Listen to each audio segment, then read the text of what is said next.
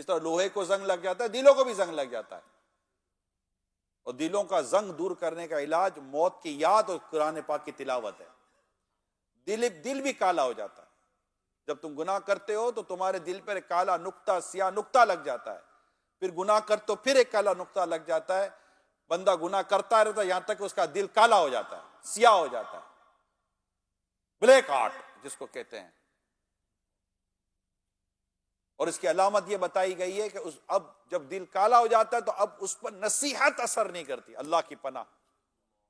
اب سوچئے کتنی بڑی یہ پنشمنٹ ہے، دل کا کالا ہو جانا، یہ کتنی بڑی پنشمنٹ ہے، کتنی بڑی سزا ہے دل کا کالا ہو جانا، لذت کا چلا جانا۔ ایک بنی اسرائیل کا واقعہ ہے کہ ایک شخص نے جو بہت گناہ کرتا تھا، اس نے اپنے رب سے عرض کی، یا اللہ میں تیری اتنی نافرمانی کرتا ہوں، تو کبھی مجھے سزا ہی نہیں دیتا، تو نے میری کبھی پکڑ کی ہی نہیں ہے، تیری اتنی نافرمانی کرتا ہوں۔ تو اس سے اطلاع دی جاتی ہے کہ تجھے کیسے لگتا ہے کہ ہم نے تیری پکڑ نہیں کی ہے؟ کیا ہم نے تجھ سے عبادت کی لذت نہیں لے لی؟ یعنی اب اس کو عبادت میں لذت نہیں ہے۔ عبادت میں لذت کا نہ ہونا یہ کیا کم سزا ہے یار؟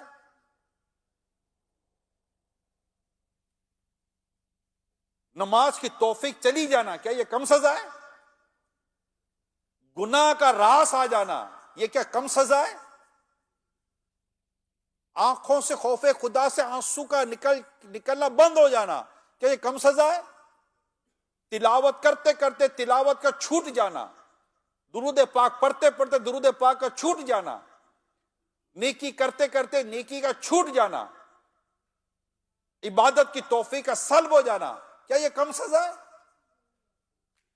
یہ میں آپ کو جو اس وقت بیان کر رہا ہوں نا، یوں سمجھیے کہ کئی باتیں دماغ میں آ رہی ہیں، یعنی کہ یہ میں دیکھی ہوئی باتیں بیان کر رہا ہوں کہ بیٹھے بیٹھا ایک شخص تھوڑا سا کھاتا پیتا، امیر، گاڑی واڑیاں ہو جاتی ہیں، تو اچھا میں اس کا ماضی جانتا ہوں، اس سے پہلے اس کی نمازوں کو، اس کی جماعت کی پابندی کو، اس کے درس کو، اس کے بیان کو، اس کی نیکی کے کاموں کو میں دیکھ رہا ہوں۔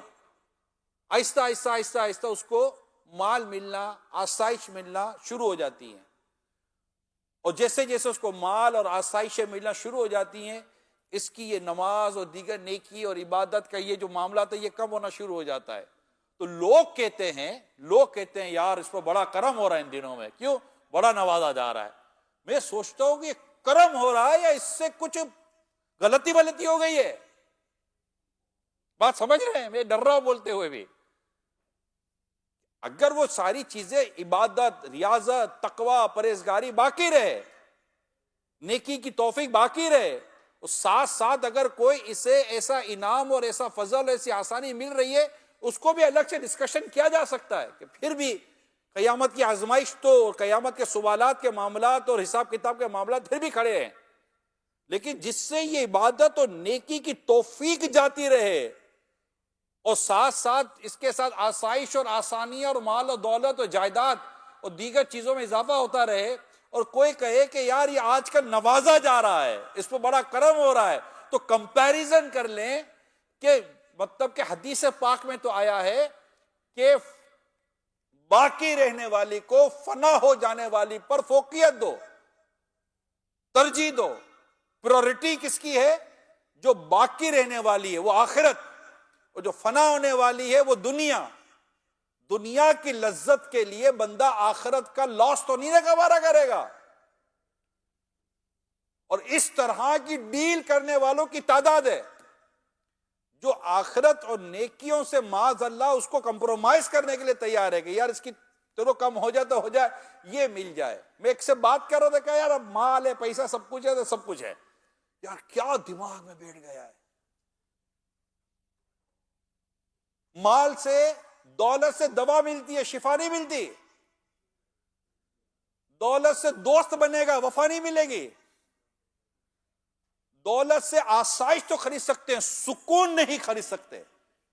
سکون اللہ کے ذکر میں ہے، الا بذکر اللہ تطمئن القلوب۔ سن لو، بے شک دلوں کا اطمینان اللہ کے ذکر میں ہے۔ ارے کس نے کہہ دیا یار؟ آسائشوں سے کئی آسائشوں نے لوگوں کا سکون برباد کر دیا۔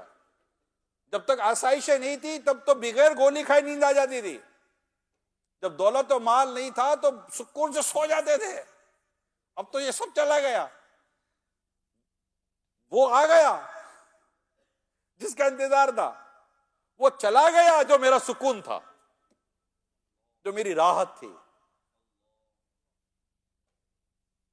کہ مجھے بس سکون میں سے ہوا تھا۔ سکون سے بڑھ کر کیا چاہیے؟ بس سکون تو سکون ہوتا ہے، دل کا اطمینان، اطمینان قلب چلا جاتا ہے۔ اللہ پاک ہمارے حال پر رحم فرمائے، تقوی اختیار کرنے کی توفیق عطا فرمائے۔ میرے لیے بھی دعا کریں، میں بھی دعا کرتا ہوں اللہ پاک ہم سب کو متقی بنائے۔ تقوی، پرہیزگاری، گناہوں سے دور رہنا، گناہ چھوڑ دینا، پرہیزگاری اختیار کرنا۔ والعاقبۃ للمتقین، جان لو کہ عاقبت متقیوں کے لیے، اور عاقبت وَاعْلَمُوا، ایک اور مقام پر اللہ فرماتا ہے وَاعْلَمُوا أَنَّ اللَّهَ مَعَ الْمُتَّقِينَ، اور جان لو کہ اللہ تعالیٰ متقیوں کے ساتھ ہے۔ اللہ پاک متقیوں کے ساتھ ہے، یعنی اس کی تفسیر میں لکھا ہے کہ اللہ پاک انہیں کامیابی عطا فرماتا ہے اور ان کی مدد فرماتا ہے۔ جب مدد اللہ کرے، کامیابی اللہ دے، تو پھر اس آدمی کو کون اس کی ترقی کو روک سکتا ہے یار؟ مگر کس کو؟ وَاعْلَمُوا أَنَّ اللَّهَ مَعَ الْمُتَّقِينَ، اور جان لو کہ اللہ تعالیٰ متقیوں کے ساتھ ہے۔ تقوی والو، ہدی للمتقین، قرآن متقیوں کے لیے ہدایت ہے، یہ ہمیں سمجھ لینا چاہیے اور تقوی اختیار کرنا چاہیے۔ گناہ سے اللہ بچنے کی توفیق عطا فرمائے، نیکی کرے، نیکی کی طرف بڑھنا ہے۔ اللہ پاک ہماری عبادتیں کرنے کے اللہ میں توفیق۔ شعبان کا مہینہ ہے، نیکی کا مہینہ، اب ماہ رمضان آنے والا ہے، تو ماہ رمضان کی تیاری ہمیں شعبان میں کرنی ہے۔ گناہ سے بچ کر، تلاوت کی طرف آ کر، نفلی روزے رکھ کر اپنے آپ کو رمضان کے فرض روزے، رمضان کی تلاوت، رمضان کی نمازیں، رمضان کے معاملات کے لیے تیار کرنا ہے۔ اللہ نے چاہا تو ماہ رمضان کی خوب برکتیں ملیں گی، شعبان کی خوب برکتیں ملیں گی۔ اللہ پاک عمل کرنے کی توفیق عطا فرمائے، آمین بجاہ خاتم نبیین صلی اللہ تعالی علیہ وآلہ وسلم۔ صلو علی الحبیب صلی اللہ تعالی علی محمد۔